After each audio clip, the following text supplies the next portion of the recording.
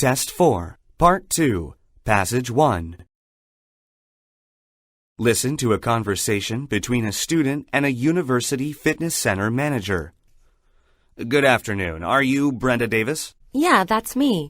Are you Owen, the guy who's looking for a part-time job here? I think you have me confused with someone else. I'm Steve. I emailed you a couple days ago. I'm on the student council. I mentioned I'd try to stop in today, and I was hoping I could take a couple minutes of your time. Well, I'm waiting for someone to come in for an interview really soon, but I can chat until he gets here. Great. I'll get down to it. The student council, we have a suggestion form on our website that students can use to submit ideas on how to improve campus life, what extra services they'd like to have, things like that. It's a great way for us to gather feedback from the students and address their needs. Anyway, lots of students wrote in about the gym.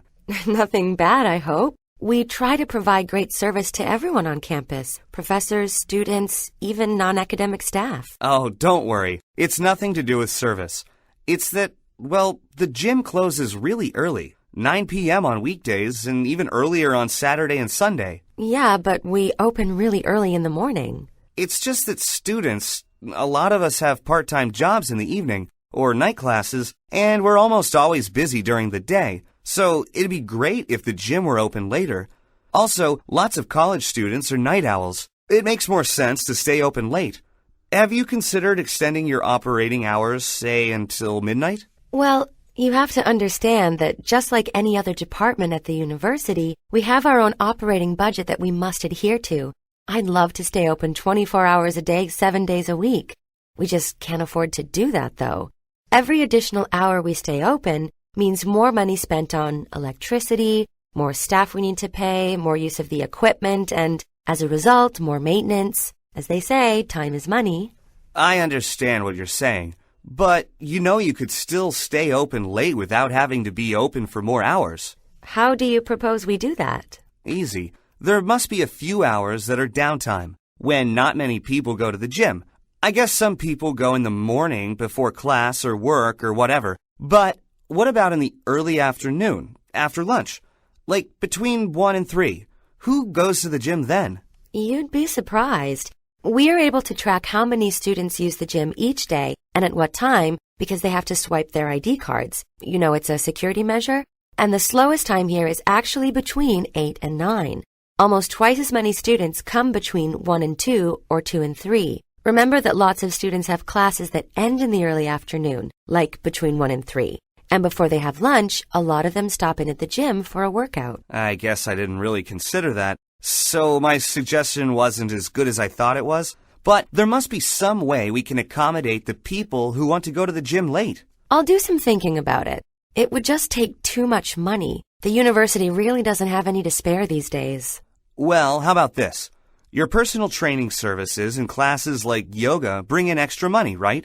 Well, if you offered some special classes late at night and maybe some discounted training sessions or something, that could help offset the cost of staying open later.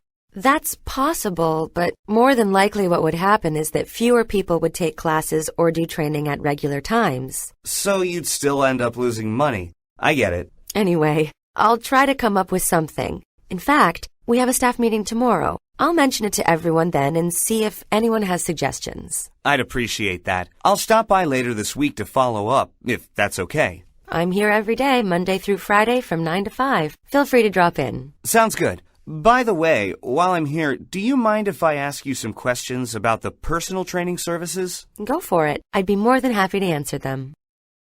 Now, get ready to answer the questions. You may use your notes to help you answer. 1. Why does the student visit the fitness center?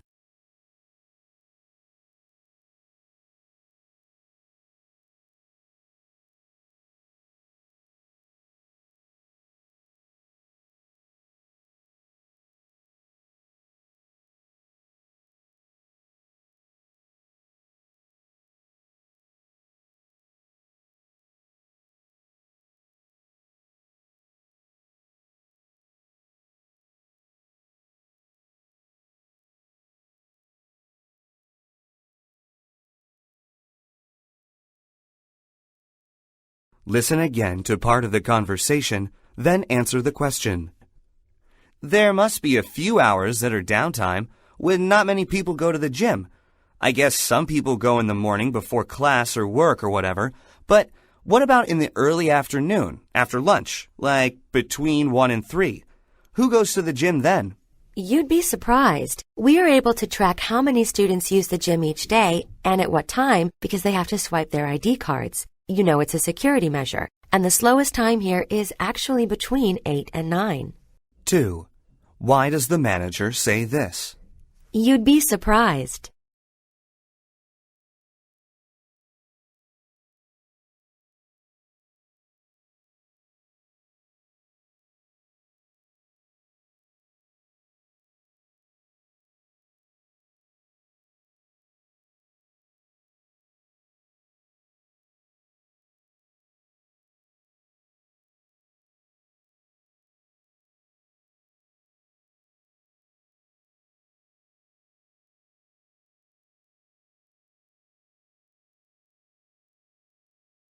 Three. What reason does the manager give for the fitness center's limited hours?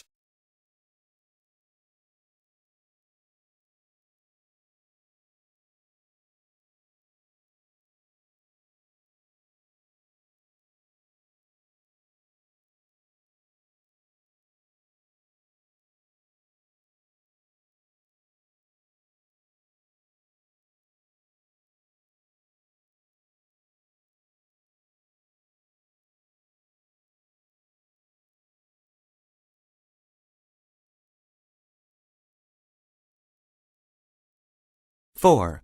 What does the manager say about adding late classes and personal training sessions?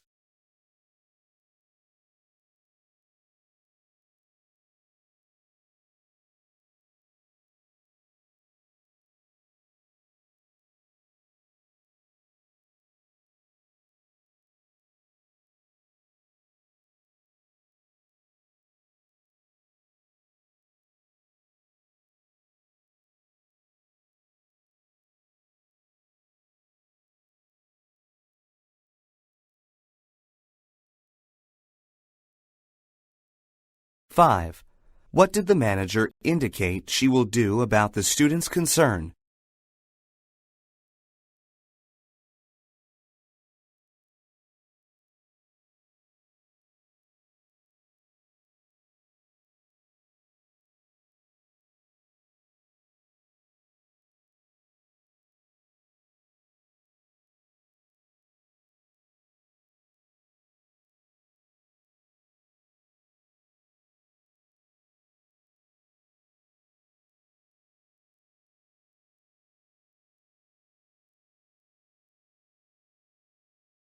Test 4, Part 2, Passage 2. Listen to part of a lecture on audio technology. So today I'm going to talk about recording technology. You know, recording technology has evolved over the past 50 or 60 years. We went from records to cassette tapes to CDs and then to MP3s. Not too long ago, I used to make mixtapes for my friends on cassettes. It wasn't like today when you can download any song within seconds.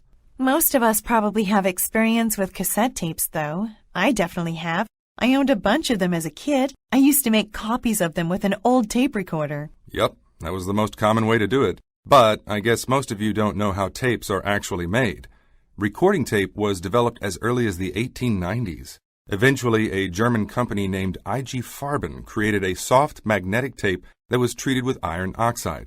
See, they'd actually put iron oxide in these huge mills and mix it with chemicals. Once it was finished, the liquid mixture was stored until it was applied in thin layers over a plastic film about 3 feet wide.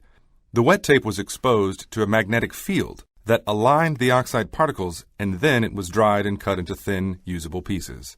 I have a quick question. I thought sound was a series of vibrations. I mean, how does tape record vibrations? I was just about to explain that. In this form of analog recording, the audio signal is a vibration that is converted into a magnetic field on the tape. Well, let me back up. First, the sound waves vibrate a small device in the recording microphone. These waves are changed into an electric current. This current is then converted into a magnetic area on the tape. Cool, huh? Unfortunately, when you copied a tape, That recopied signal would be transferred, so recopied again, onto the magnetic tape. It's like making a photocopy of a photocopy of a photocopy. Eventually, the sound quality of the tape became so bad that it rendered the songs unlistenable. This type of recording actually lasted until the 80s, when CDs were invented. There were two types of CDs that became popular: CDRs and CDRWs. CDRs had a coating of dye, and on top of that was a coating of some metal, usually containing silver, which would be altered by a laser. See, this coating on a new CDR created a completely reflective surface, and a laser could write data on the CDR's surface by creating minuscule non-reflective bumps. This change in the surface was permanent, and CDRs could only be written once. CDRWs, on the other hand, used a special dye layer that covered the surface of the disc. This layer could change its transparency depending on temperature, so it could either be transparent or cloudy. Well, when the light from the laser heated up this surface, it became more transparent, sort of like starting with a blank sheet of paper. Because of this, the data on the CD could be rewritten over and over again, and the original sound quality was always retained. But I had a bunch of CDs that I made, and a lot of them don't work anymore, especially the CDRWs. Is that normal? Unfortunately, it is.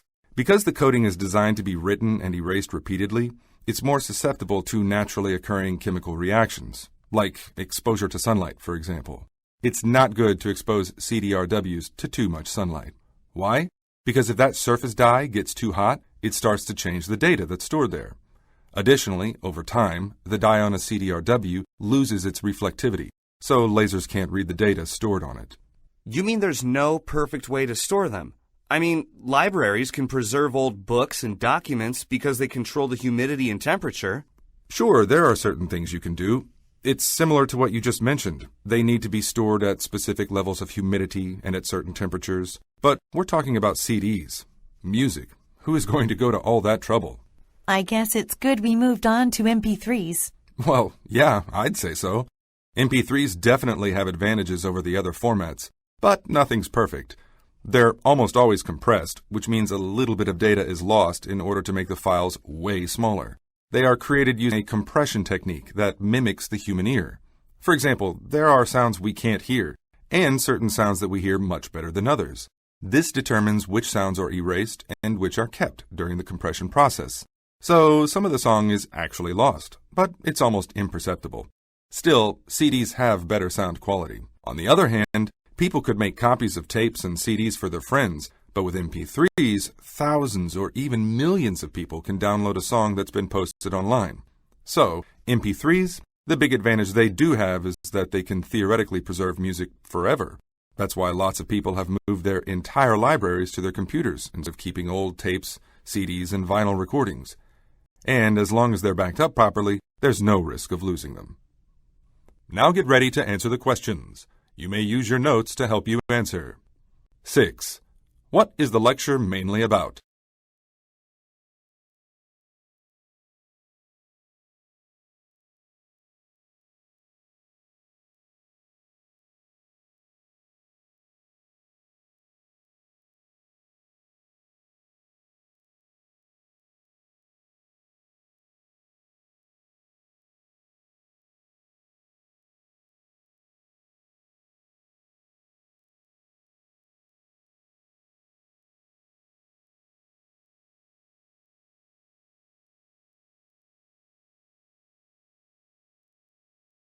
Seven.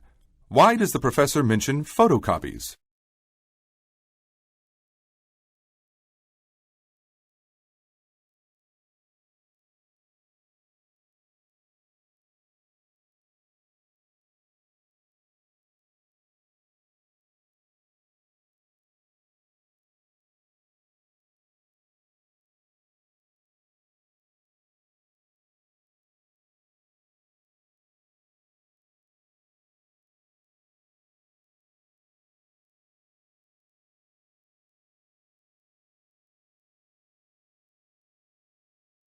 Listen again to part of the lecture, then answer the question.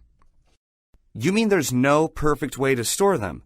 I mean, libraries can preserve old books and documents because they control the humidity and temperature. Sure, there are certain things you can do.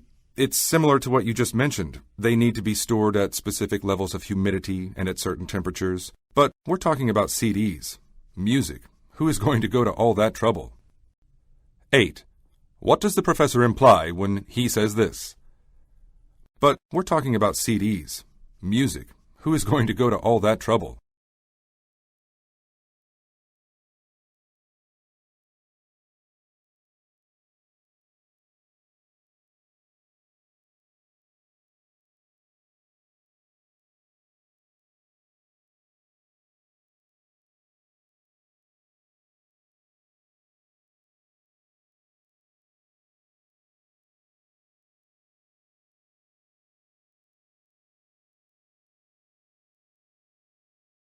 Nine. Why does the professor mention the human ear?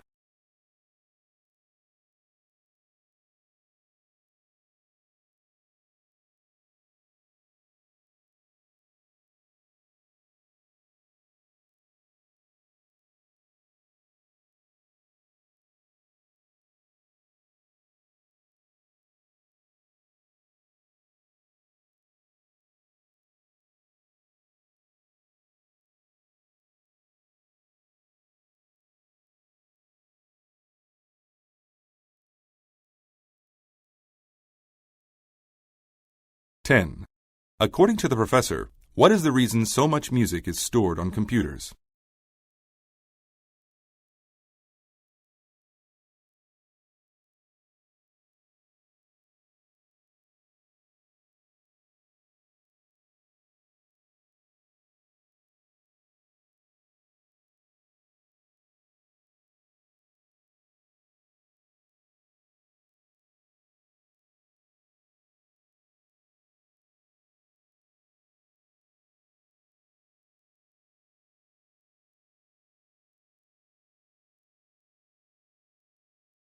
(11) In the lecture, the professor describes various types of media.